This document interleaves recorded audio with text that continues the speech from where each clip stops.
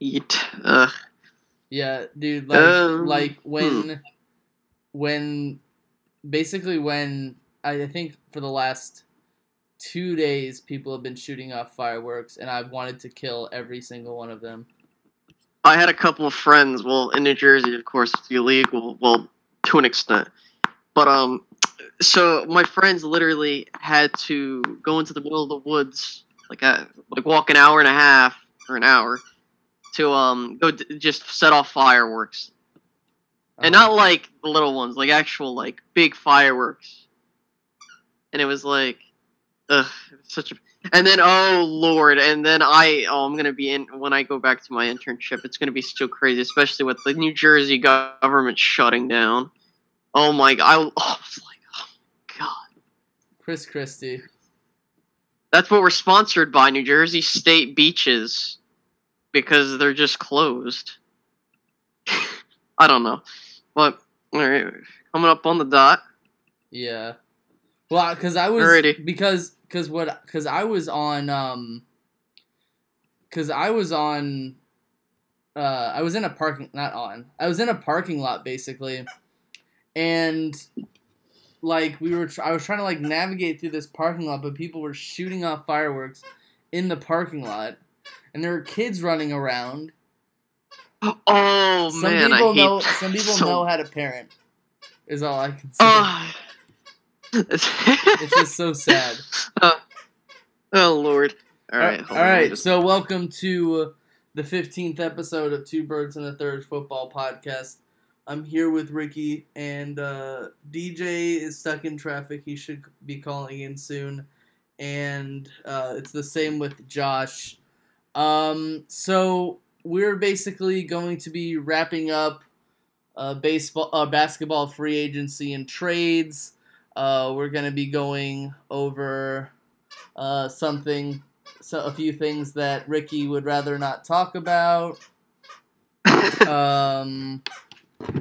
We are going to discuss possibly some baseball stuff and go into a few things about our teams. So I guess we are going to start talking about what Ricky probably doesn't want to be talking about that much. The Dak Prescott situation. Apparently, according to some, he is frauding people over an auto pen machine that he has. Mm-hmm. So I made a short discussion about this. Yeah, I saw that. I didn't care. Like, it doesn't really matter. I can understand from, like, a collector's standpoint, someone being like, oh, he scammed us because it's not really his signature. I don't know. I guess I don't collect authentic things that much. And I'm sure that if it was your favorite player, you really wouldn't care. Like I know a lot of Eagles fans who were like busting balls over this and calling him a scumbag, which I'd say the worst thing he is a scumbag, but at the end of the day, like, probably shouldn't be buying memorabilia then. Because I'm sure there are plenty of people who do this. And to start off, because it's going to take me a bit to explain, well, not too long. Mm-hmm. But basically, when I first heard about the situation, I'm not mad, per se, about what Dak, let me explain myself. I was mad at how they were trying to make this into a huge story, when all it is just memorabilia. Like, for example, like, you know, the whole Eli Manning thing, like, no one really cares about that. I personally could care less. Mm-hmm. But, you know, there's more evidence that proves that he did, you know, fraud people with that. But that's besides the point. But wasn't that was like fake memorabilia, though? Yeah, but that's different. That's a completely different subject. That's a completely different story. But sticking with the whole Dak Prescott situation, my whole thing is that I collect, you know, cards that are signed and stuff like that. The thing is with an auto pen, technically Dak Prescott is still signing it, It's just he's not doing it, you know, like one by one. And I haven't seen it's still his signature. What's that? It's still his signature. Yeah, and that's what I was trying to get at, is that it's technically still a signature, but like, also if you're a collector, and I know most of my you know, friends that are collectors, they always say they never buy collector stuff on the internet unless they know it's authentic. So like when I was talking to them, like when I was on vacation, you know, I was just in message like, hey, you know, you hear about this, and they're like, look, the thing is that if you're trying to get some, you know, get a signed card or whatever, or something of that caliber, you normally want to go to a sign, like where, you know, you have the player meet stuff, where you meet players and they take pictures and sign stuff. You know, you want to, like, if you want it to be 100% authentic and worth a lot more, you know, now, yeah, you could buy it online for a lot of money. I mean, you could do that. But the thing is if you're trying to do collector's items and whatnot, buying it online isn't the way to do it. Yeah. Because if I, like, it's worth more if I, like, and sure, you know, the value will go up and down over time, you know. But the thing is at the end of the day, I'm going to under the assumption he's innocent until proven guilty. So for all I know, Dak's agents could have done this. Yeah. Not him per se. But then again, if he ends up, you know, being like, oh, he was, you know, they find out that he actually, you know, did this. Yeah, it's kind of scummy. But the thing is technically he's still signing it. So, yeah, you know, what's the big deal? I mean, I don't get. The only thing I'd get on the internet was probably like jerseys and hats and T-shirts and stuff like that. Even like some websites people get jerseys off of. It's like, you know, you're getting a jersey for like $20, dude. That's not a real jersey. And the thing is this is how you know when it's authentic. If you look at the signature and you notice pauses, like you can, like, if you look at a signature, like, I recall my mother, she went to, I think it was an Eagles-Cowboys game, and she saw Troy Aikman in the booth, and she was wearing a Troy Aikman jersey, so she threw it up, and he signed it for her. See, when you look at the signature, you could see pauses, and, like, it's authentic. Yeah. But in a non-authentic thing, normally you could see it looks very artificial and whatnot, but, like, and for those that are trying to compare the Eli situation and the Dak situation, they're two completely different situations. Eli's is game-worn memorabilia, like jerseys, helmets, and other things. Dak's is in the situation of cards being signed by him by a machine as opposed to it being, you know, a pen. So if people want to try and compare the situation, it's very, you can't, because one is dealing with gear, the other is dealing with cards. Yeah. You know, but yeah. So I guess we'll transition into discussing Dallas Cowboy player arrests and former player arrests. I think I saw a meme where the Dallas Cowboy, like, it was like a special teams play. Yes, my friend shared it. And it was a special teams play, and it said, "Raise your hand if you were arrested this week," and it had like a bunch of Dallas Cowboys players trying to block a kid raising their hands up. Yeah, I saw. Yeah. So do you want to discuss that really quick? Okay, this is the thing. The point is when it comes to these arrests and stuff, at the end of the day, it's like, it's kind of a two-part situation, because as a Cowboys fan, it's like, if I'm the head coach, I would have immediately cut Damian Wilson after hearing about this. The problem is Jason Garrett is trying to hold on to some of these players. Now, I understand Nolan Carroll was arrested for DUI. Again, I probably would have done, you know, some form of punishment. But the thing is that it's kind of hard, because it's like, you know, with the mix of suspensions and arrest, it's like they're all for varying circumstances. So it's kind of hard to do, like, oh, you know, David Irving got suspended for 4 games because he used PEDs or whatever. So, I mean, that's a completely different situation from Damian Wilson, Yeah. who pretty much pulled a gun on someone because they took a parking space.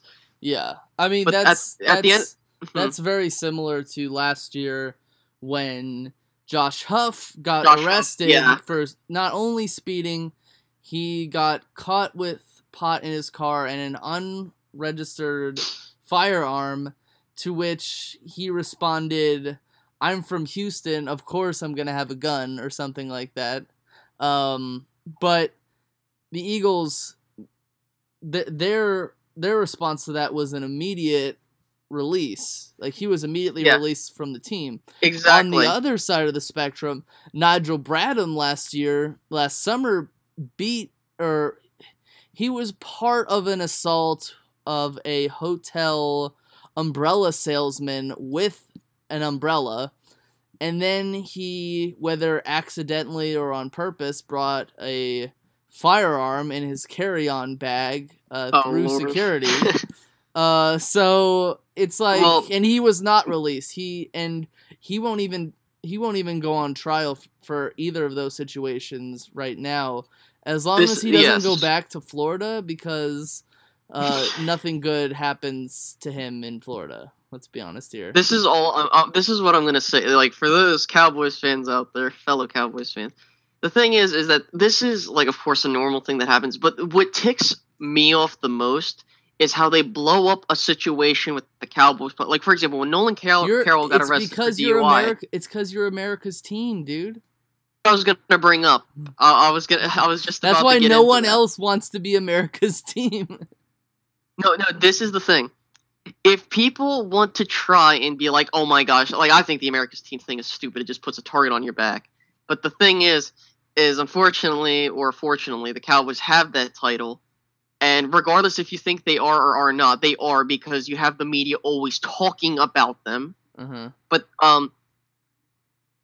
number one in the news. And I also want to bring up a situation which I saw this morning with Colin Cowherd talking about Tony Romo and how, like, oh, because he left, Dak Prescott isn't old, he doesn't have enough leadership capabilities to hold down the locker room because he's young, and Tony Romo was a stabilizing force. Okay, understand before you go on. Understand that Colin Cowherd was the guy who said that Chimp Kelly was gonna do well for the San Francisco 49ers. Yes, I know. I was gonna bring that up, because he had a winning record as a head coach.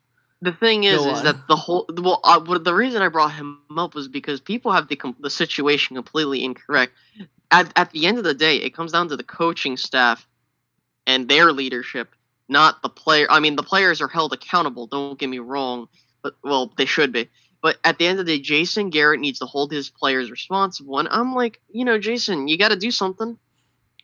Yeah, like, I mean, that is what you get when you basically have a puppet head coach who does have really good, like, look, Jason Garrett has come a long way from icing his own kicker twice. Okay, to be fair, he's come a long way from doing that, but the Cowboys' success comes from the fact that they have very good assistants. And the fact of the matter is, they won't lose their assistants anytime soon, because Rod Marinelli had an 0-6 is the only coach to have an 0-16 record in modern day football, and Scott Linehan failed with the St. Louis Rams. So, but so the thing you'll never lose those guys unless they retire. Well, yeah, sorry to cut you off, but the reason I wanted to just say that just because you're a bad head coach doesn't mean you're not a good coordinator. I mean, look at Doug Peterson, for example. I mean, that's a situation where you're a bad coordinator and possibly a bad head coach. No, but I mean, Scott Linehan, and the fact that they have stayed in the system for a long period of time allows for players to do very well. That's why, like, when I talk about, like, rookie quarterbacks, like, for example, with rookie quarterbacks, if I'm a head coach, you want to try and keep as much of the pieces intact. And a lot of Cowboys fans, like when Wade Phillips got fired, and we replace him with Jason Garrett, a lot of people are like, what the heck? The thing is, Jason Garrett has been well established in the Cowboys organization. Now, you could say, oh, he's a puppet or whatnot, but the point is... No, I mean, he's a puppet, but at the same time, he's known for his game management. Strangely enough, he's known for his game management skills, but not his play calling. He's a horrible play caller.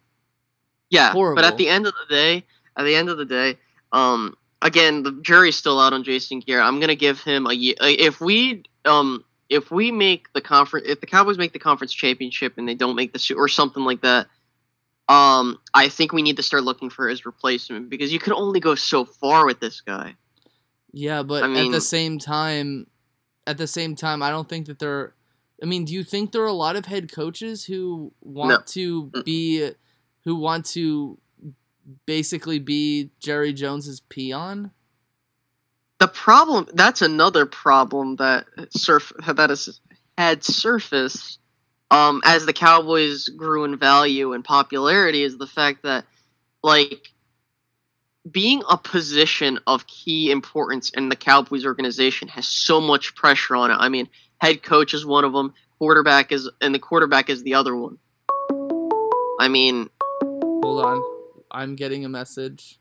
Oh. I'm trying to hold on. Hold on. Okay.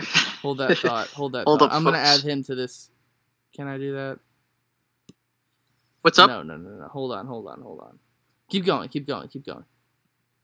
Okay, well, the point is, and I'm just going to conclude it, basically, at the end of the day, the whole situation with people getting arrested and whatnot with the Cowboys organization comes down to the head coach. That's all Jason Garrett, as well as his advisors and whatnot. Uh-huh. So, I mean, that's what I'm saying. I guess the point I'm trying to make is that if you're trying to say that it's mostly on, well, again, it's mostly on the players, but at the end of the day, I think most of the responsibility is on Jason Garrett as the head coach for disciplining his, players. But, yeah. Oh well. I'm contacting DJ to find out what his email is, because he tried to call me and it won't add you to the chat. Well, let me see if I have. So yeah, I mean, at the end of the day,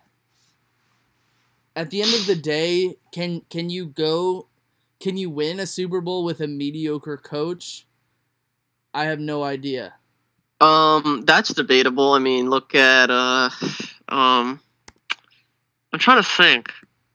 I don't know.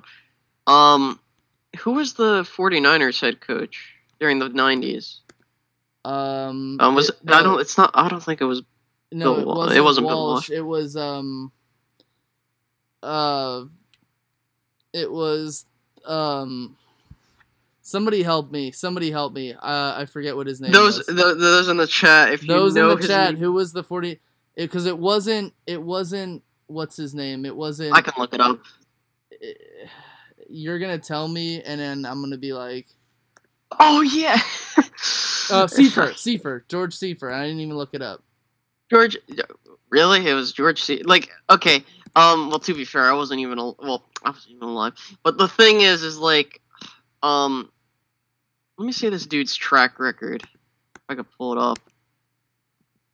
George Seifert. Okay, he was the head coach. He was from 89 to 96. Yeah. He won. He was pretty good. He won 2 Super. He was like an assistant to. He won all 5 Super Bowls with.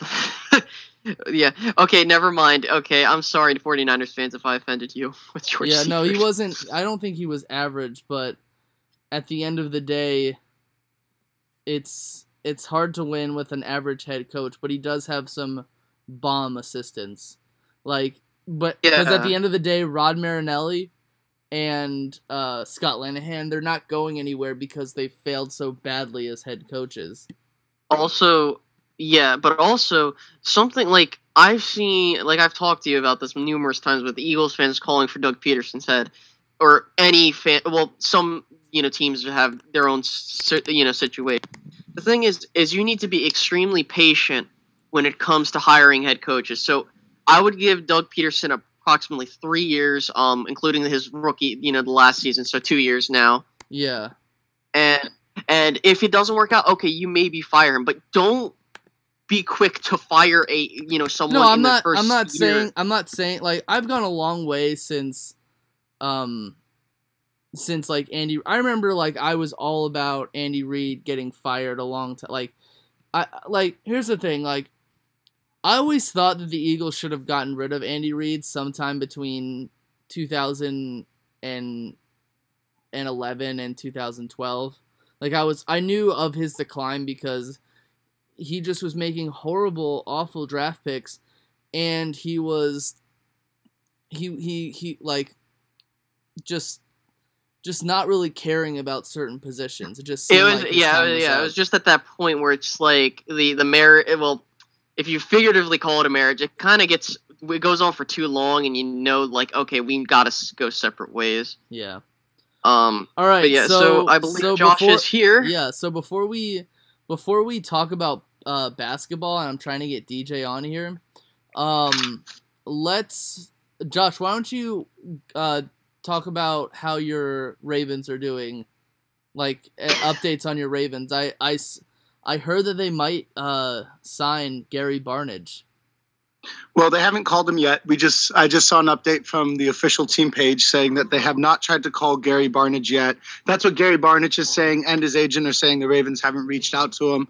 I know there's interest, especially now with Darren Waller. That's probably one of the things I'm most upset about our offseason right now. Uh-huh. He had a lot of athletic promise. I mean, the dude was like 6'6", 250. I mean, and he ran like a 4.54 or something like that. Crazy, big, fast. So we lost him to the whole year substance abuse. So I know he got popped last year for smoking marijuana. Maybe he got popped again this year. He's out. So I could see them reaching for Barnidge or another player on the open market. I think I'm one of the few people who believe in our offensive line. I mean, I think that our offensive line. I think it's underrated. I think that the Ravens, especially because everyone says, oh, they don't have anybody, but look what they do. They just pump out people who get paid giant contracts. I mean, you have Kelechi Osemele, who went to the Raiders. He can play left guard. He can play guard or tackle. You have Wagner, who just got paid by the Lions, and he moved. So, and those guys were both 4th-round picks. So, I think that the Ravens are underrated on their offensive line. We had 2 rookies starting on the left side last year. And over the last 6 games, our rookie left tackle, Ronnie Stanley, graded out the highest left tackle in the league in the last 6 games. And if you guys remember last year, the last 6 games for the Ravens were not a cakewalk. You're talking about guys like – oh, yeah. You're talking about Cincinnati, Baltimore, Pittsburgh. Those are guys that they played in their last 6 weeks. So yeah. I mean, not only that, like when it comes to offensive lines, I know while I was on vacation, the Pro Football Focus must have smoked some crack and was smoking weed because apparently I don't understand how the Philadelphia Eagles have the #1 offensive line in the league. Okay, I'm not saying this because I'm a Cowboys fan, whatever. But the thing is, you offended all Eagles fans. Who cares? Well, no, but the thing is that I'm not saying the Eagles' offensive line is over. Well, in this case, it is. But I think if in the grand scheme of things, the Eagles' offensive line is underrated.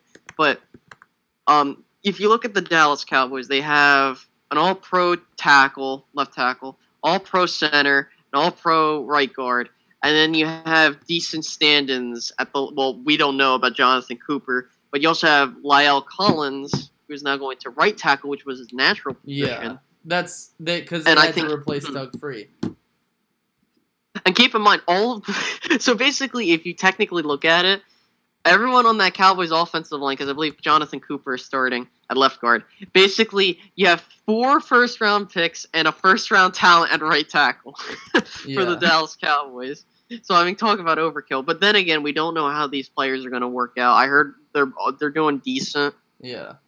Well, we can. But I mean, we'll discuss the Pro Football Focus controversy in a second. Yeah, we'll talk about that. But I also think that I think the one good thing that the Ravens have done this offseason is there's a lot of questions at wide receiver. And I honestly believe that Mike Wallace and Brashad Perryman are going to be great on that team. But I think adding Jeremy Maclin and Danny Woodhead are just going to – I think they're going to give the Ravens and Joe Flacco just what he needs to really make a push this year for a Super Bowl. I think that he'll be able to balance it out. We brought in Greg Roman just to work on our offensive line to get more power there and be better running team.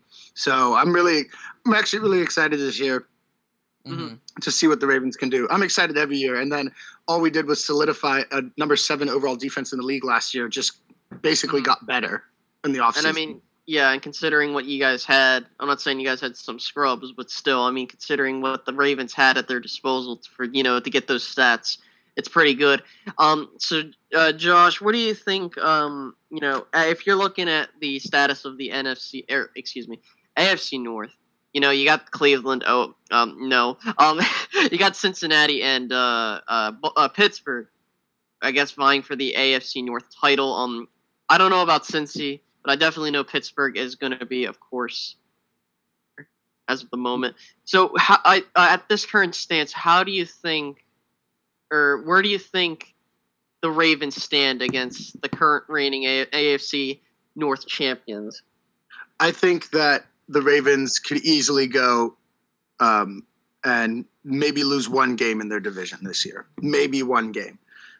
I think we get really lucky because we actually get to finish our season in Baltimore for like the first time in 6 years. We'll play the last game in Baltimore. We've always finished it. The last 2 years in a row, we've had to go to Cincinnati and play in Cincinnati the last week of the regular season. I think Cincinnati's on the decline. I think the Browns, as long as they can stay the course they're going right now, they're on the uptick. And, the usual battle for the top, really, with the Ravens and the Steelers. I think this year, with what the Ravens added and the fact that the games were so close last year between the Ravens and the Steelers, and that the Ravens actually have a better record against the Steelers than, like, they're going back 6 years than the Steelers have against the Ravens. So I think that the Ravens going to come out on top this year. Hank, what did I estimate earlier this year? A 13-3, 12-4 season? 12-4. No, I'm sorry, I can't. I can't. I could see the Ravens winning 11 games. I cannot see them winning 13. No, he said he said 12. He said 12. Oh, well, yeah. Maybe that's a stretch, but I mean, let me see what's. Hold on, a moment. I wanted to look at something. I think the AFC. I think they could win 12 games. I mean, yeah, I think plausible. So. I mean, it's plausible. The games, I think that the game I can name the 4 games that I think they're going to lose this year. I think they're going to lose one time to the Steelers. I think they're going to lose to the Raiders, and I think they're probably going to lose to the Titans as well. Well, yeah. And then there is one NFC team in there that I think they have to play, but I can't remember off the top of my head. It might even be like the Green Bay Packers or something like that. Yeah. But the rest of the games, I absolutely see the Ravens winning. I think they match up really, really against the rest of the guys they have play. Mm-hmm. So since going to the playoffs in 2014, when they went 10-6. They went 5-11 in 2015, and then they improved by 3 games, going 8-8 in 2016. So I mean, you can clearly tell the Ravens they kind of went into a little rebuild mode, and I think that's a little blessing in disguise. I mean, like you can only go so long. Well, unless you're New England, you can only go so long until you got to be like, okay, we got to go into rebuild mode. And I'm surprised like at how much talent the Ravens have gotten in a short amount of time. Yeah, they've gotten a lot. They've gotten a lot better, and you just gotta hope that they don't get injured, because that's their biggest issue. That's what happened in 2015. Like I believe it was 2015. They were very heavily, they were very heavily injured, and that's why they went 5-11. Which, in my personal opinion, 18 starters on the DL. Holy crap! But I mean, in my opinion, that's a blessing. Well, a horrible blessing in disguise, because you got Ronnie Stanley out of it. No, we got who's Ronnie Stanley? Yeah, Ronnie Stanley. Ronnie Stanley's our starting left tackle last year. Tackle. So yes, you're right. We got Ronnie Stanley. We got Ronnie Stanley out of that. Yeah, so I mean, it's a bit of a blessing in disguise. So I want to just gently touch on the whole Pro Football Focus thing where they're saying that the Eagles have a better offensive line than the Cowboys. And Hey, they also said the Browns. the Browns have a top 5 offensive line too, according to them. And here's the thing. First and foremost, I couldn't trust Pro Football Focus as far as I could throw them. Obviously, I mean, I think that I don't know what their methodology is. If I took the time to read what their methodology was, then I'd probably understand it completely. But in lining all the players up, I would say that Tyron Smith is better than... He plays left tackle, right? Yes, he plays left tackle. Tyron Smith is better than Jason Peters. I'd say Brandon Brooks is better than Jonathan Cooper. Jonathan As Cooper. of the moment, I don't know who's going to be left. Whoever our but center is not as good as Travis Frederick. They have Alan Barbary, who they have him ranked 16th out of 35 guards. Alan Barbary is a backup player and probably won't even play this season. And he's not better. He's not better than Zach Martin, who's a perennial All-Pro guy. And then I would say Lane Johnson is better than La'el Collins.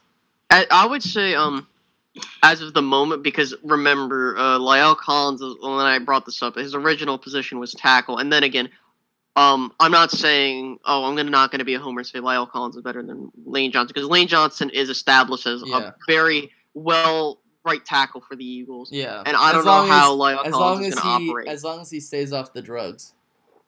Yeah, as long as he stays off the devil's lettuce Devil's lettuce. EDs. Yes. But I think the other thing about the Eagles, joy to the world, Dorial Green Beckham is cut. He man, he was my favorite player. I know Josh disagrees because I agree that Dorial Green Beckham was a second-round talent, but if you as a football player are better at pushing women down staircases than you are catching footballs, then there's an issue. Yeah, I think he was talented. Yeah. It's just I don't think he fit with Philly. No, I don't. Well, it just goes to show that top 5 high school talent doesn't always translate to the professional game. Yeah, I gotcha. But I mean, when it comes down to it, I would do that trade 100 times over. Yeah, because we traded him for an offensive tackle. But do you want to go? Yeah. Do you want to discuss any more about the Cowboys? You want to discuss? The one thing I'm just gonna say, I do think the Eagles' offensive line is underrated. Mm-hmm. But however, I would say my top 5 offensive lines would be Dallas 1, Oakland 2, 3 probably Tennessee. Yeah. 4 Cleveland, 5. I like Green Bay's offensive line. 5. Well, I think their offensive line is good is because Aaron Rodgers is so talented, similar to how Peyton Manning was with his offensive line. Mm-hmm. But I don't know about number 5. I think it's just a tie between other ones. But other than that, the first 4 are pretty solid for me. Yeah, that's true. So I do want to touch real quick. Did on I hear the DJ Browns. on the call? Oh wait, did you want to say something? DJ, is that you on the call? Yeah, I called him from Skype because I wasn't able to get him in here. Oh, nice. Hey, DJ, I heard you in the background, but I didn't see you in our call. So, well, guys, nice, I just didn't want to break to be up back this great conversation. It's about nice to how be the back on the air with you. Eagles- Right? It's nice to finally be back on the air with everybody at the same time. I know. And I just couldn't break up this great conversation about the Eagles' offensive line being underrated. It's just something that No, overrated. Oh, they're overrated. If you need me to, I can add him into the Skype call because I do have his No, it's okay. email address. It's okay. Okay, I just wanted to make sure.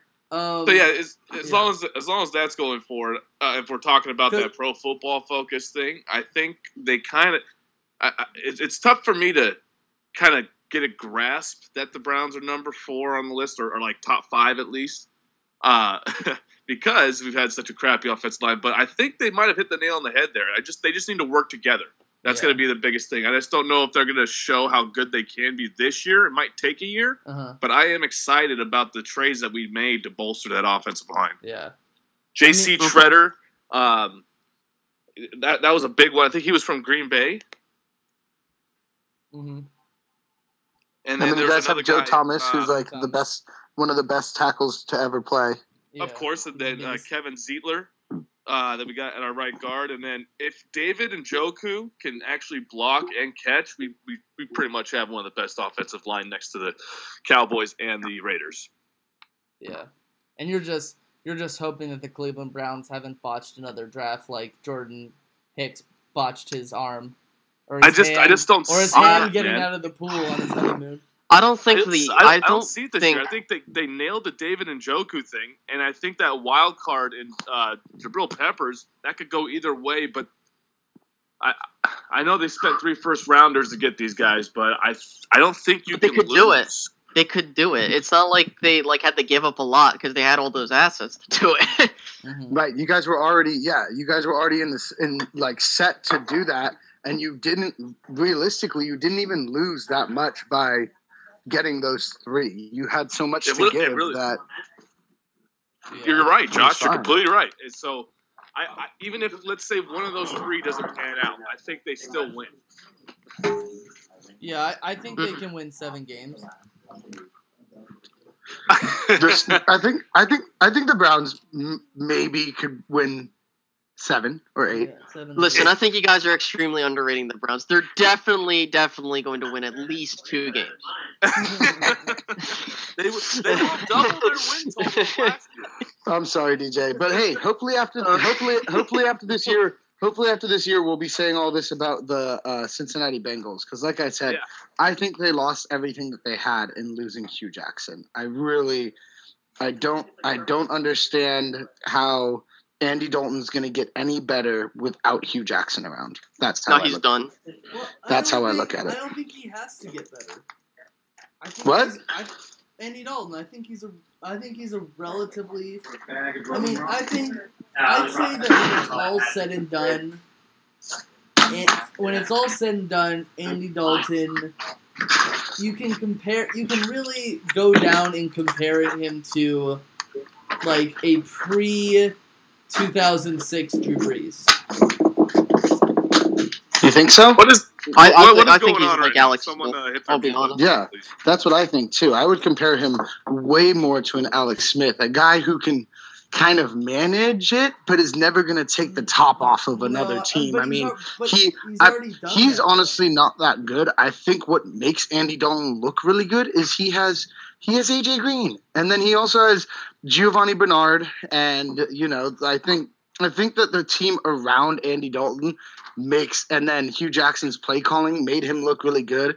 And I think last year they got exposed without Hugh Jackson's play calling, and they were predictable. It's throw it. Did you see that Thursday night football game? Throw it to AJ Green every single time. Hope he catches it.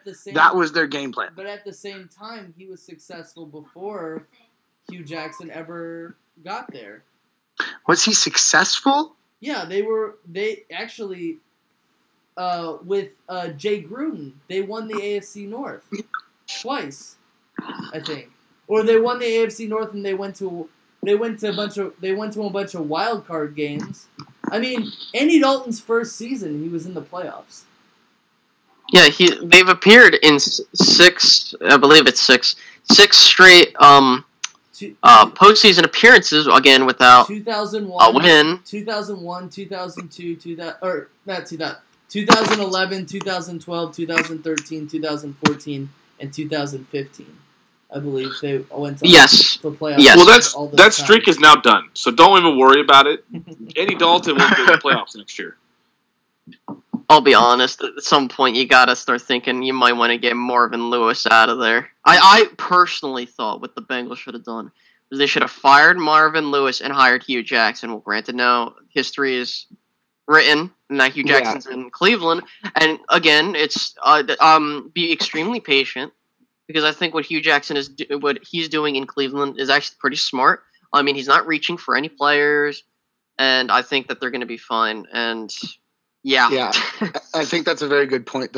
He's not reaching. Sometimes, I mean, you guys had Myles Garrett fall into your lap, which was great. Well, kind of fall into your lap. You almost had to try to lose that many games in a season, but you guys got Myles Garrett in the end, which was great. And after that, you guys weren't, DJ, I remember you freaking out at the draft that you guys didn't get the Deshaun Watsons, the Patrick Mahomes, but guess what? You got Deshaun Kaiser. I think that was smart. I think that he's going to be good. But like I said, you didn't really reach for anybody. You traded back up and got a guy at the end. Yeah, and worst case scenario, I mean, say for example, I hope Deshaun Kaiser does well, but if he doesn't work, hey, you got Sam Darnold and Lamar Jackson in the upcoming draft, which are much better prospects than the current quarterback prospects. So yeah, that's true. But hey, I was a little finicky at the draft. I will say that. But afterwards, I was calmed. I was relaxed. I kind of took what I saw, processed it, did the other five, the scientific method twice. And, I'm happy. I can't be more happier, man. I think the whole team feels like it's going somewhere finally. And Joe Thomas even said that as long as he's been here, he hasn't felt this type of energy around the campus. It's exciting. And I know I'm hopeful in saying 8-8. Is that realistic? No. But, weirder things have happened. I just think when it comes to the draft, you should never EDP yourself. Oh, absolutely. I mean, the thing is like, I remember 2014 when we got Zach Martin. A lot of my friends were like, man, I can't believe you passed on Johnny Football. I was like, trust me, I didn't want Johnny Football. And a lot of people were like, oh my gosh, I can't believe they skipped out on. And guess what? Zach Martin ends up becoming an all-perennial Pro Bowl player. Yeah. And Johnny Manziel is fighting court cases because he destroys rental homes with cocaine and booze. And hookers. Don't forget hookers. And hookers, yeah. So look at where all the hype got him. So good job, Cleveland. If you don't mind, I want to try and shift focus to the NBA now because we got a lot to talk about with all those transactions that have been going on. Oh my lord, it's an interesting offseason. Oh, it's the best offseason in the world. Yeah, I mean, if you look at the Celtics, they amassed so much firepower. They went from Celtics in 5. I mean, not Celtics in 5. Excuse me. They went from Cavs in 5 to Cavs in 6. But I'll be honest though. If you're looking at the Western Conference, the only team, in my opinion, that pops out is Minnesota because of what they're doing. But if you look at the East, it's a lot more interesting because I think we should first talk about what's going on in Cleveland. I'm pretty sure DJ wants to talk. I'm not sure if we talked about it in the previous podcast. We alluded to it a little bit last time, but if he wants to restate, or we're gonna force him to restate it. How about that? Okay, I'll make this short and sweet. To get to the point of what's going on in the Cleveland Cavaliers, they're basically trying to make deals with people without having a general manager in place. That means the people they're talking to is either Dan Gilbert or LeBron James. That's what's going on in Cleveland right now. No, they keep Gilbert away from them. Well, you don't understand, though. You got to understand. Well, we all know LeBron's the general manager. No, but in all seriousness, though, I believe, first, David Griffin's in the predicament where is he in luxury tax? I know they're over the cap, but are they in luxury tax? David Griffin's been fired. Dan Gilbert is over the cap, yeah. No, I understand that, but I'm saying before he got fired. When you're going into the offseason, you're in the situation as David Griffin. Well, okay, I can't make any moves in free agency because I'm over the cap. With all these bums on my team, well, relative bums. I mean, all you got is Kyrie, LeBron, Kevin Love, JR occasionally he'll, pop out. And then you got bums that are overpaid, in my opinion.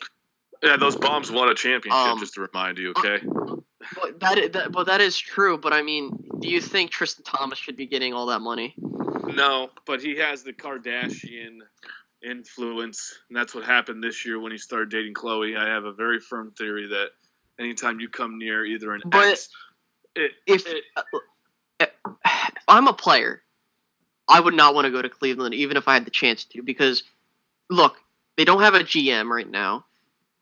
They don't have cap space, and it seems like I'm not trying to overrate the situation, okay? I understand I'm a Warriors fan, but again, I'm not trying to overrate the situation. But from what I'm looking at, Cleveland is in this situation where they're not, and it's not total chaos, but they're looking a bit unstable. So I don't know what you're right. The Cavs should do. I mean, you're right.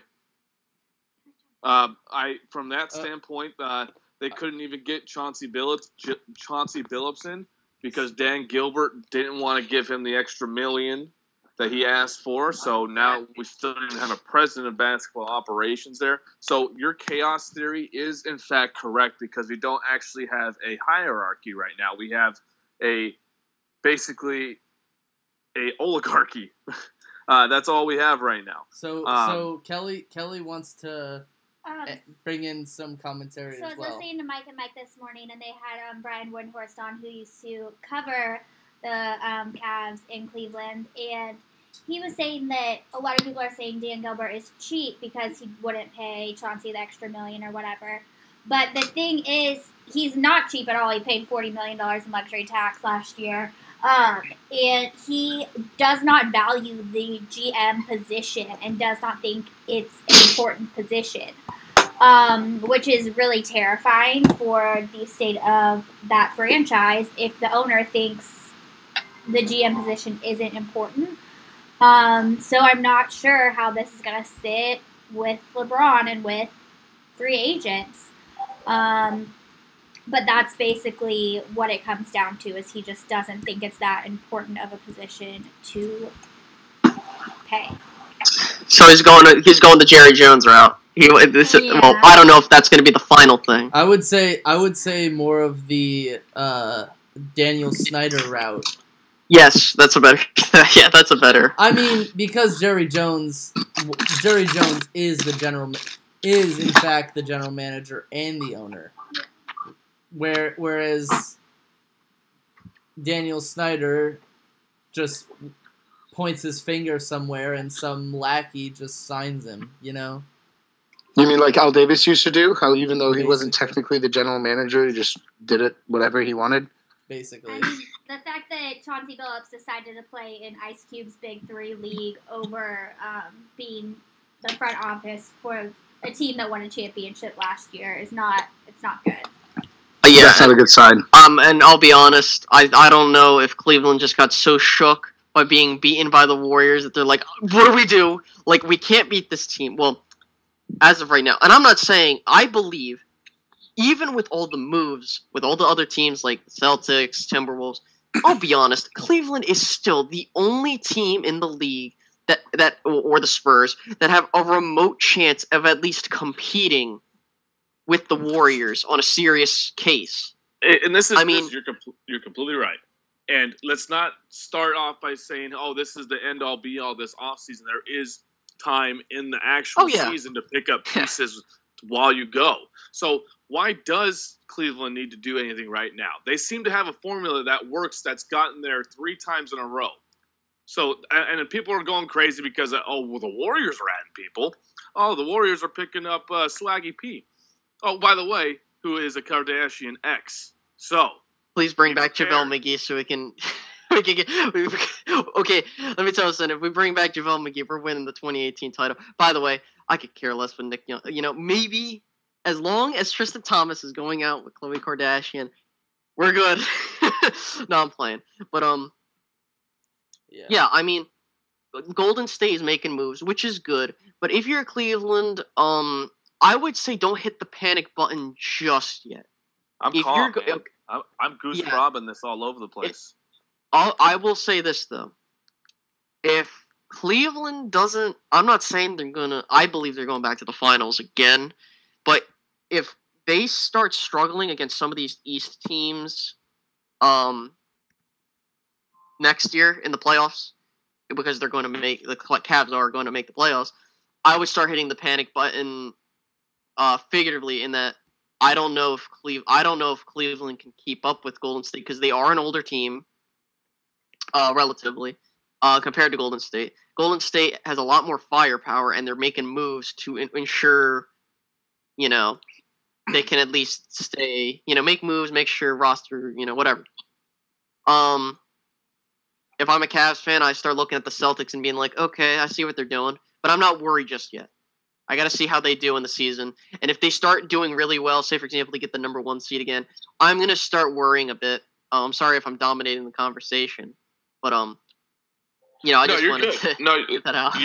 You're completely right. I think in the end here, the Cavs need to just stay the course. I don't think I'm gonna just trust the process in this situation. But you don't. Trade away all your assets and hope you get a superstar.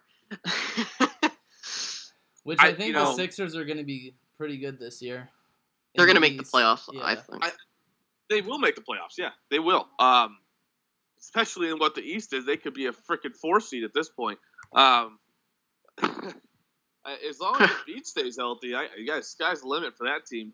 I want to talk about the Greek Freak and what his plans are, because I hear Milwaukee's trying to get him out as soon as they can, so they could try to get a king's ransom for him.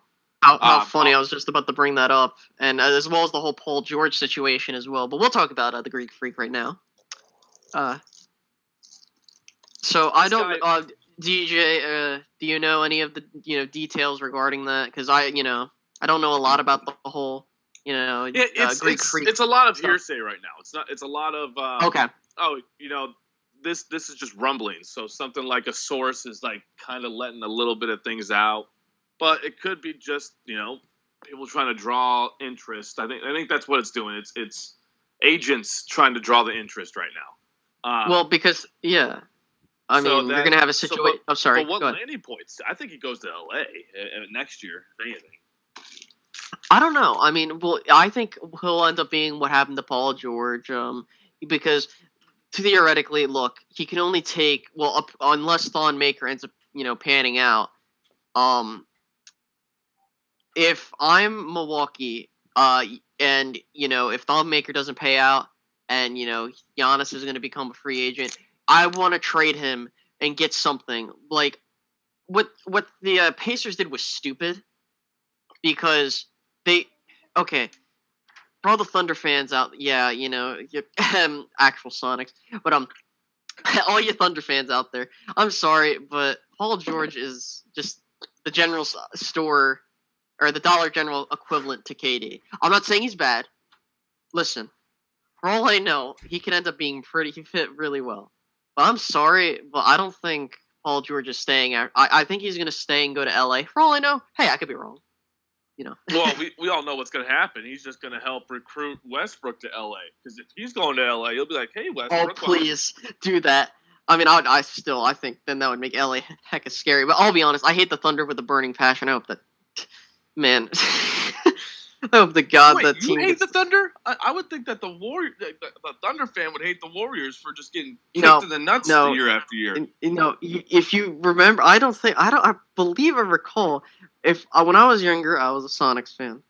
And then the team moved, and I was younger, so I didn't really, I was kind of like, what the heck, this is stupid, come on. And I if the team had kept the same name, I would still be, a Sonics fan. What I hated was how they stripped the name, they changed the whole team, and then I was like, you know what, forget it. I'm not going to root for the Thunder. And I didn't like Portland, because, but I did like Golden State, so I kind of rocked with them. And and if you want to call them bandwagon, whatever. I could care less. Well, when you lose your team, it's not really a bandwagon thing, Well, and I hate when people want to be like, oh, you're bandwagoner. People were like, oh man, I can't believe you changed teams, man. You should be a Thunder fan right now. The question is, and I'm not holding a gun to your head, but if the Seattle Supersonics got an expansion team, would you be a Sonics fan? I would consider it, because you got to keep in mind when they move it up 10 or 11. Yeah. I don't remember how old I was, but I've been rooting for Warriors for so long. I don't know if it's kind of hard to change fandoms when you're older. Yeah, but it's I would consider it. Don't get me wrong. Yeah. So anything else? There's probably more. Well, more like basketball stuff. Well, I was gonna bring up the Minnesota Timberwolves and what they're doing down there, and what you guys think about it. I think it's a battle that you're just okay. All this stacking that's going on right now in the NBA and all in the Western Conference and what Minnesota's doing, it's great. But there's no way you're going to even try to contend with this team in the West this year. You can't be thinking that. Even with the Minnesota Timberwolves, it's going to take them a year at least to get used to getting clobbered by the Warriors to figure out what they can do in order to stop them. All I'll say is the Timberwolves have something, as well as the Sixers and the Celtics, that the Cavs and the Warriors don't have, and that's time. And what I mean by that is that they're younger. The Warriors and Cavs are older, so I mean, as the Warriors and Cavs begin to decline, they'll just snoop right in, and they might get them. But then again, might win not 2, not 3, not 4, not 5, 6 champion. I'm just kidding. But I think if you look at what the Timberwolves gave up, I'll be honest. I think the Timberwolves won the trade. I know people they want to be like, oh, but if you look at what they gave to the Bulls, I mean, it's like I wouldn't have swapped picks. I would have been like, hey, give me your pick, and maybe some other things. I think I don't know what the Bulls are doing. The Bulls are just waiting for Dwayne Wade to go away. The Bulls are just waiting for LeBron James to call Dwayne and say, hey, man, let's get this going. I'll bring you back over. That's literally what's going on. I guarantee you're going to see LeBron and D Wade in Cleveland. And I think, and this brings me to my next point, is LeBron going to leave Cleveland here in the next few years? Why would he? With all that talent going west, and he's going into the twilight of his career, why in God's name would he go out west when he could get a straight path to the finals every year in the East? I don't care. I would beg to differ. Unless he goes to the Lakers. Unless he goes to the Lakers. Yeah, he's got an LA home, but obviously there's people. I don't think he's gonna go. I think he's gonna stay with Cleveland, because if you look at the Western Conference, why would you go to the Western Conference knowing how loaded it is? And I'll be honest, you're now, I'm not saying LeBron is turning into a scrub at any means when I say this, but he is on the decline in terms of, where he is in his career. I believe he's 32 going on 33, or 33, whatever. He's that age. But, I think that, if I'm LeBron, why would I? Heck, I might even want to buy the Cavs. So you know what? Let me stay in Cleveland, continue to grow my brand, and guess what? When I have enough money, I think that's what he's gonna do. You think Dan Gilbert's gonna sell that team to him? I don't think so. Well, then again, we don't know what the future holds. That's very true. But okay, so I think. Hold on, let me see if there's anything else. Well, there is Chris Paul going to Houston, but the thing is that with all these moves, yeah, they're interesting, but that doesn't do nothing. I'm sorry, it doesn't do anything, dude. That is you just went up a percentage point. If you need to get to 100%, you're at 35%. You went up 1% to get to that, and it's 2 point guards. You have 2 guys that need to have the ball in order to succeed in the system. And these are 2 guys that need to have the ball. These are 2 point guards we're talking about here. Mm-hmm. And I don't get it unless there's more that Houston's going to do, but who's left at this point? Yeah, in my opinion, if you want to do a big 3, I mean, outside of Oklahoma City's big 3, I mean, granted they were young, they had 2 guards and a forward. In my opinion, you need at least a forward and at least a guard, and you need at least either 2 forwards and a guard. A center that also equates with the forward position, but you need you can't have just 2 guards, and you have to at least have 3 players. I'm probably even just defining what a big 3 is. And doesn't it feel like like it's just pointless and futile because the Warriors have 5 All-Stars as their starting 5? Like, what we're trying to do here is figure, you might, if you get 3 people in there, you might have a chance of losing by 15 against the Warriors, not 20.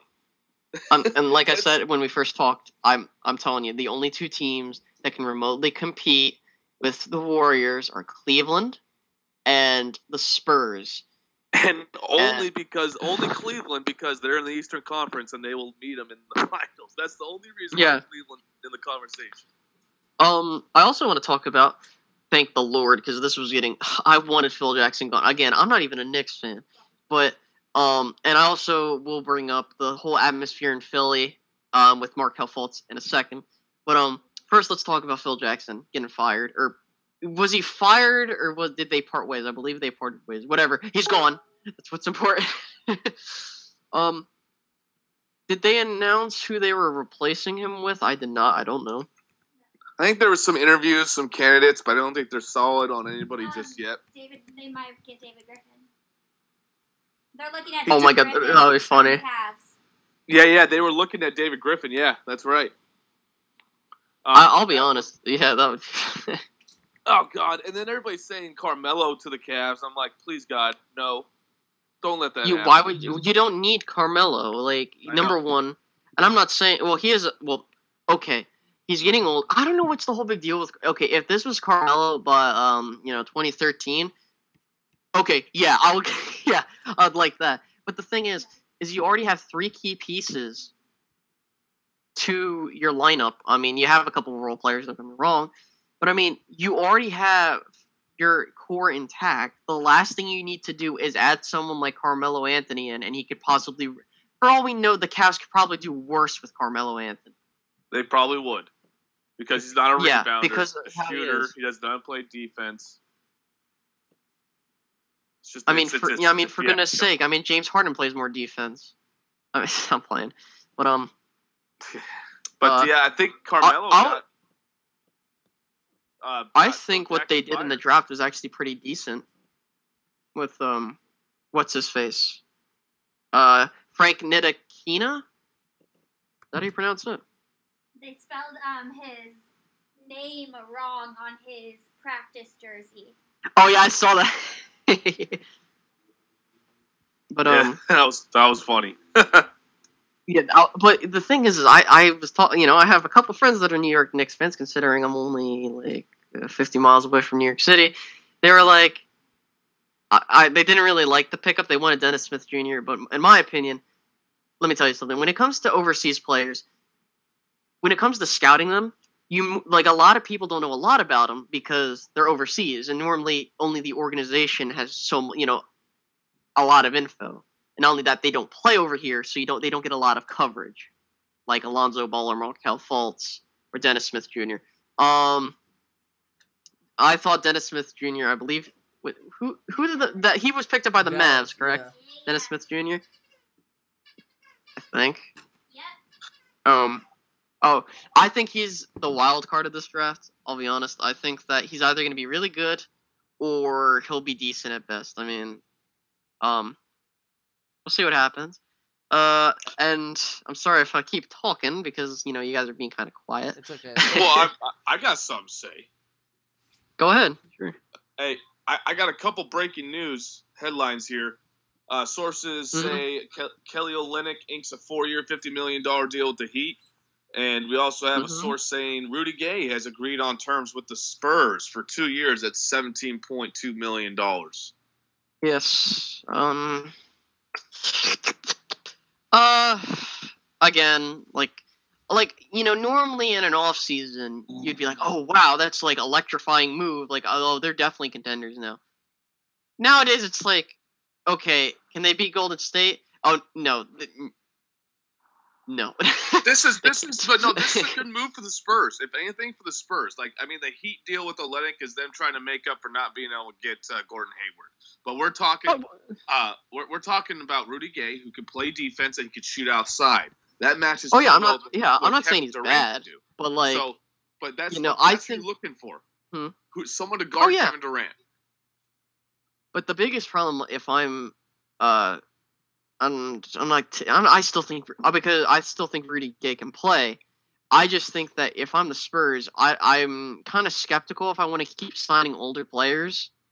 And I know he's 30, Rudy Gay, but still. But like, if you look at the Spurs, they're on, and I believe I, mentioned this a couple podcasts ago. They're on the decline in terms of age. Like, all their star players are getting older, besides Kawhi Leonard. I mean, everyone gets older, but like Manu Ginobili, he's getting old. Tony Parker. I mean, they can only go so long, and it's just a matter of how the Spurs outfit that. I mean, they'll still do good as long as Greg Popovich. But you look at this, man. They were up by 20 with Kawhi. All right, this team is gearing up for the last hurrah for Tony Parker, the last hurrah for Manu Ginobili. They're gearing up for this last run that they can probably take on. They got to get rid of Aldridge first off. That's one of the main reasons. They were slower on defense because of him.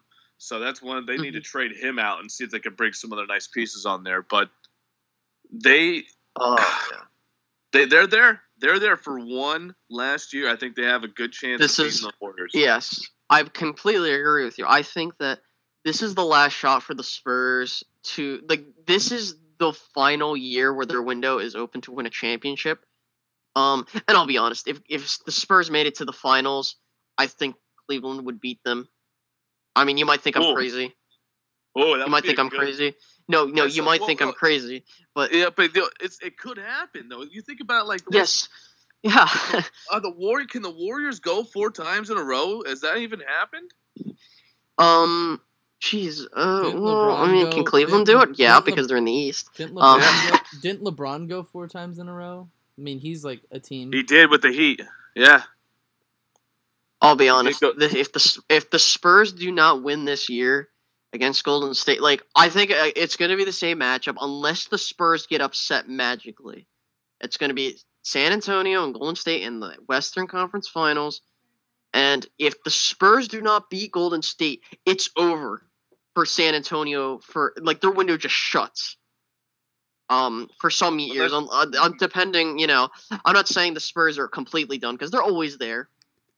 But, they can only do so much. They're getting older, Yeah, and they just signed that point guard. I can't remember his name for the life of me. The backup point guard for Tony Parker. Golly, I can't remember. But he was totally exposed in that game, in that series against Steph Curry. Was it Millsap? Paul Millsap? No. No, I'm thinking of the wrong guy. It's another French guy. I just can't remember it. But he got exposed. And I don't know if that's... I mean, he's definitely a good point guard, but against the Warriors constantly, Steph Curry's just going to go around him, no problem. I think the only other point guard that could really give Steph Curry some problems is Patrick Beverley, and he's over on the LA Clippers side right now. And that's one of the things in the trade for Chris Paul that the Rockets gave up. They gave the Clippers one of the handful of guys that give Steph Curry a tough time. So, especially in they're in the same division and everything, that the divisions matter and all, but you're going to be playing that team a little bit more often. I think that's a decent because the Rockets in general didn't play defense. I don't know if the Clippers played defense either, but there seems to be a little bit of relief once Chris Paul had left the Clippers. Finally, now we're out of that stronghold. Now we can go do something else. I would look out for the Clippers to be more interesting than the Rockets this year, to tell you the truth. Yeah, possibly. I also wanted to bring up the whole Markelle Fultz and him coming to Philly. I mean, a lot of people are excited. My dad's a Sixers fan, and he's stoked. He's like, yeah, we finally got this roster set up, ready to go. The one thing is that off-season champions. Off-season. Summer League champions. Summer League champions. No, but I was surprised at how what Boston. Well, I wasn't surprised because I figured they would trade down. But Jason Tatum did not look bad. he looked pretty good. I mean, considering the fact they traded down Boston and got him, and considering he actually won the game against the Sixers with his game, granted it is the summer league, but I think Jason Tatum was the right selection for them as of the looks of it right now. I mean, all I'm gonna say is that the Feds are now apparently what the Feds. I think it's a dumb nickname. I'll be honest, but keep an eye out for the 76ers. Heat. Knicks just signed Tim Hardaway Jr. The what?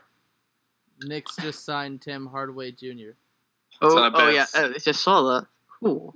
But I believe when it comes to the next season, we all know. I believe, and I'm not trying to put words in anybody's mouth.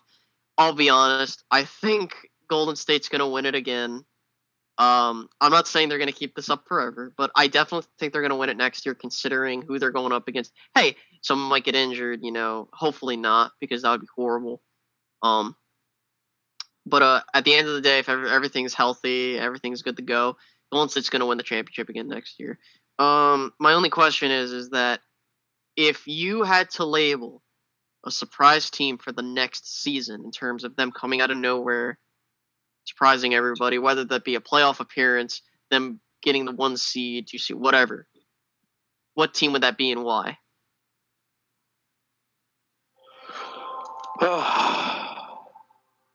Probably the Lakers. Either the Lakers or the Sixers. Okay. Go for it. Explain that to me, Hank. I can't. Sorry. Well, we all know Lonzo Ball. He's gonna definitely beat the Warriors by himself. I mean, heck, if LeVar Ball can do it, definitely Lonzo. Okay, I'm only gonna mention this once and one time only. The Lakers aren't making the playoffs. They're on the way up. I will tell you that. But let's be honest. Lonzo Ball isn't going to take them to the playoffs the first year. God forbid they do, and oh my lord, I'll be eating my words. But I'll be honest. I don't think Lonzo Ball is the player he's, being, I'm not saying that because his father's, doing. No, me personally, I don't think Lonzo Ball is. I think he's a good role player. I don't think, or a possible one All-Star, appearance. I don't think he's perennial. You know what I mean? I think definitely Markelle Fultz. I don't know about Lonzo Ball. I think what's his face? Skip Bayless got a nice hot take earlier, stating that Lonzo Ball is the next coming of he will take the Lakers to the next level. Which it could happen. I just don't see a guy with that type of shot. And how he shoots the ball. Why would you listen to Skip Bayless? I'm not because listening. Obviously he tells the truth. Hater. No, I'm playing. This is the guy who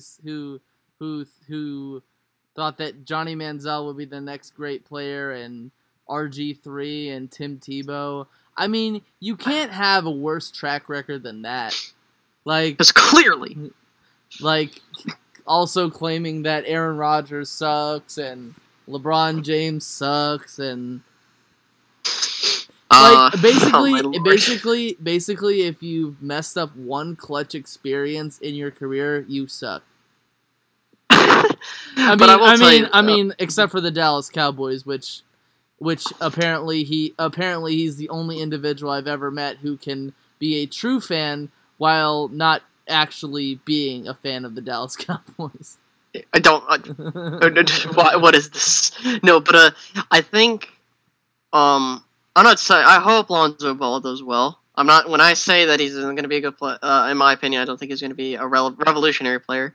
I'm not saying. I hope he does well. I hope everybody does well, unless you're an idiot and you don't know what you're doing, and you only average 2.2 points a game. Mr. Skip Bayless, no, I'm playing. On a serious note, in high school. Well, yeah, that was in high school.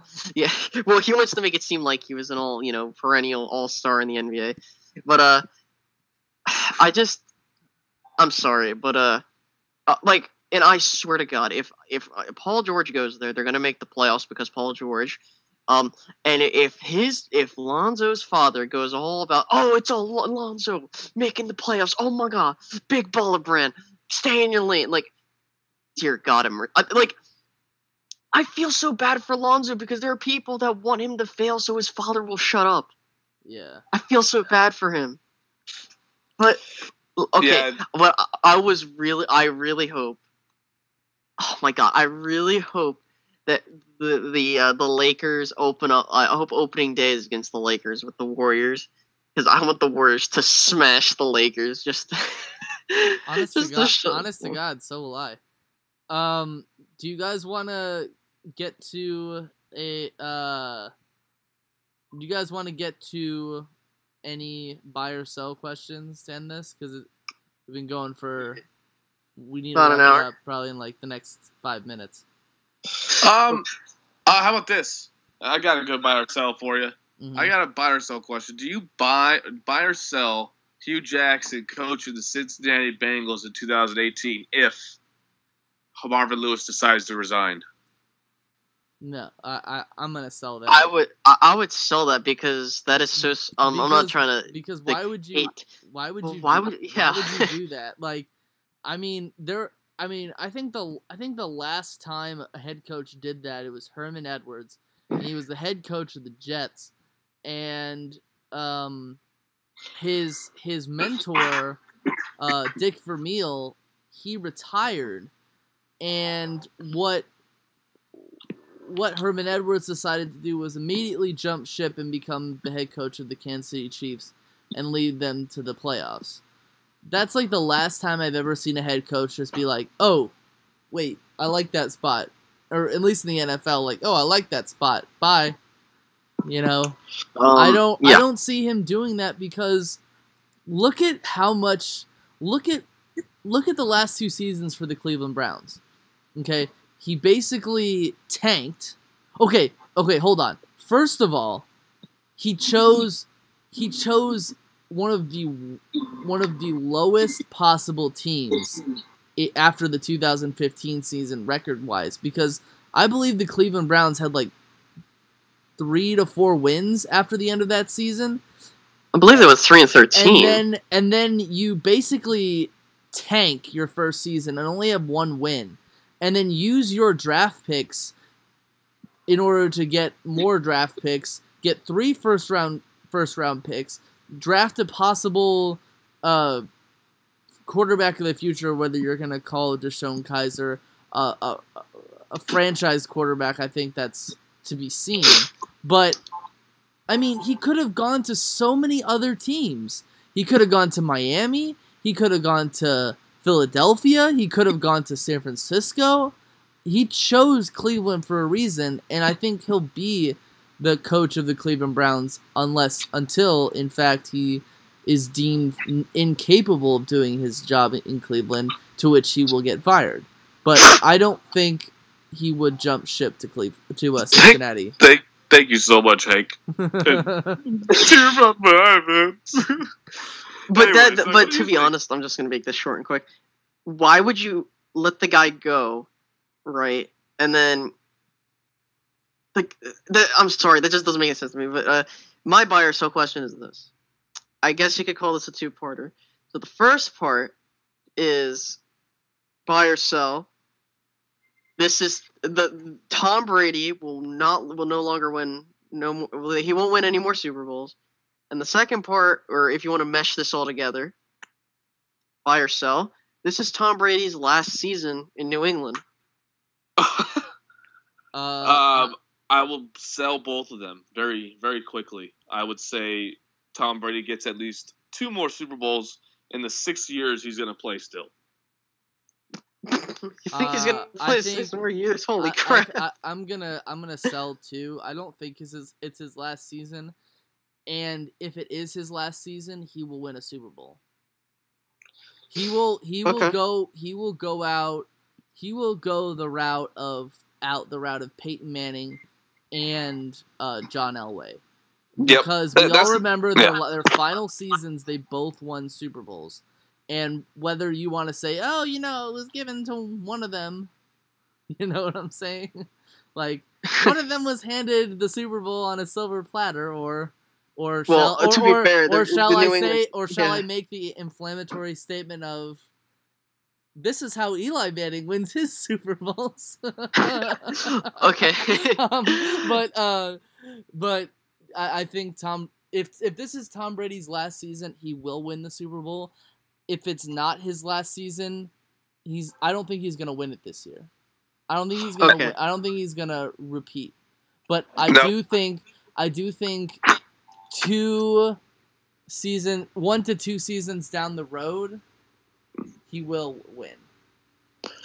How many do you think, Hank, before he's done? I think he'll have 6. I got 7. I got 7. I'll be honest. I think the problem is that we don't know we know the Patriots are going to be a 1 or 2 seed. It's just a matter of who's going to be their main competition. I'll be honest. If the Oakland Raiders come into town, I would put my money on Oakland. You can never go wrong with New England. I'm not trying to say New England's, I mean, they win. Not, like, they win 12 to 14 games a season, basically, is what they average. So, but I will tell you this, Tom. If you think Tom Brady has a chance of playing 6 more seasons, I think you're crazy. Because the reason why I say that is because I'm not saying he mentally he can't play. Physically, I'm not saying he's in bad shape, but historically, many players who reach their 40s begin to dive off. Well, unless you're Brett Favre or possibly Tom Brady. The thing is that we don't know how much longer Brady's body is going to go on for. I mean, as long as he cries and gets flags, he'll be fine. No, I'm playing, but All right.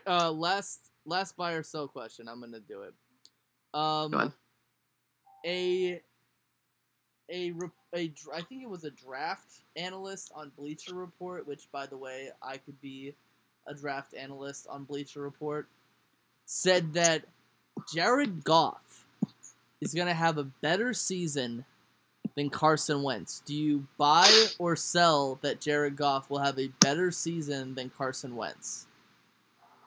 I'll sell that until the cows come. That's just... okay, so stuff like that is just hot take stuff. That's Skip Bayless stuff. That's what you want to say in order to get an attention on your article. How would a guy who just lost his head coach, who looked like a frail piece of glass that if touched he would die, beat Carson Wentz, who just played in the toughest place to play in Philadelphia, not to get booed off in his first year, and not only that, to get hit more times than Jared Goff did? I put my money on Carson Wentz. I'm selling that fact. Carson Wentz, better quarterback than Jared Goff. What do you think? I'm going to be adventurous. I'm going to buy that. Oh my God. Devil's advocate over here trying to, again, he wants more likes. No, I'm playing. He needs the likes. So honestly, no.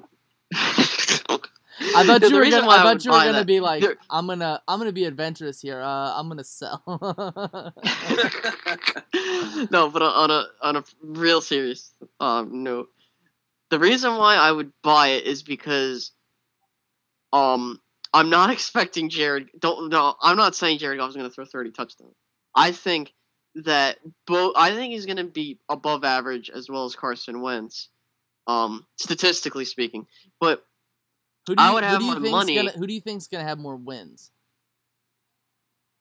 I would have to go with Carson Wentz, but I wouldn't be surprised if the Rams went 7-9 as well as the Eagles, or 6-10. Yeah. But then again, if you're looking statistically, I would look for I would say Jared Goff because it's kind of I think Carson Wentz has more firepower. That is true, but then again, he does. He does have a guy who can finally catch one-handed passes, and their starting receivers are Dorial Green-Beckham and Nelson Aguilar. Yeah, but then again, it's how You never know.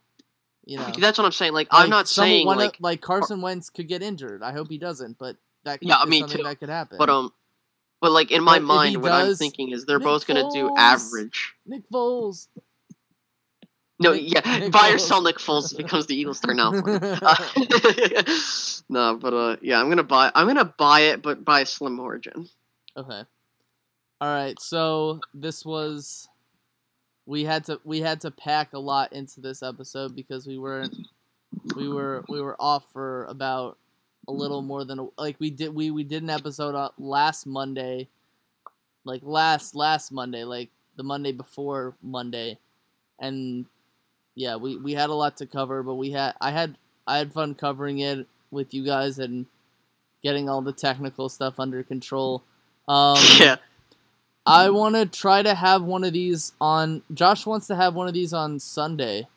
I'm not sure who's gonna be able to make it, but tune in to the next one on Sunday, and we will talk about more sports or more football. Also, one thing that I've been doing, and I haven't actually been keeping this a secret from DJ and Josh, and Ricky has been participating in these. The reason why is because I knew you wouldn't be able to show up to it. And what I've been doing is, like, I've been holding these open Google Hangout sessions where we can just, like, talk about football, like, talk, like, real talk, like, shoot the shit kind of stuff, you know? And I think that maybe it would be a good idea to do that on Sunday.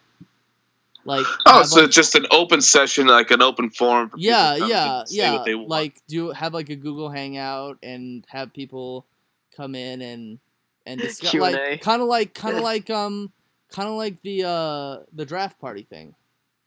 Yeah, I got you. Get the 2,000 subscribers. We'll do a Q&A. Now I'm playing. Yeah, no, sorry. No, I'm completely okay with that, Hank. That seems like a good idea. And if anybody who's listening right now, again, we'll reiterate this. We say this at the end of every episode. Please, we love commentary. If you have any questions that you want to ask, please feel free. Yeah, one of the Final Flash, somebody who's been following me for a while, asked a question, and I did a video on it. And yeah, if you have a question for any of us specifically, feel free to put it in the comments. I read them. Yeah, I mean, if you want to ask me and Josh are gonna get on these little video things. Yeah, little semi 5-minute discussions. We want you guys to do that. Yeah, we are going to. It's just we're not as camera friendly as Hank Cinnamon. You know, sometimes we're driving home from work, but you know what? I mean, all you have to do, you can like upload them onto the Facebook page, and all I have to do, I could just download them. Like, rip them and then put a thumbnail on it, and then put you guys as an audio file. You know. But Hank, we got a question. BVD asks, "What does two birds and a third mean, PR?" I'm thinking man, woman, and child. Who would be the woman? So to answer your question, my man, we have in the beginning, the original phases of this, we had two fans that were fans of birds, so Eagles and Ravens, and I was the odd man out, and I was the third, which was the Browns fan. Mm-hmm. So that's how the coin name Two Birds and a Third came about. Yeah. Yeah, and now we got to change it to two birds and a third and a bandwagon. Gotta downplay and a wagon. All right, everyone. I hope you guys enjoyed. We'll probably be back on Sunday, but I hope you guys have a good rest of your night. Alrighty. All right. Catch you guys later. Have a great one, guys. It was a pleasure.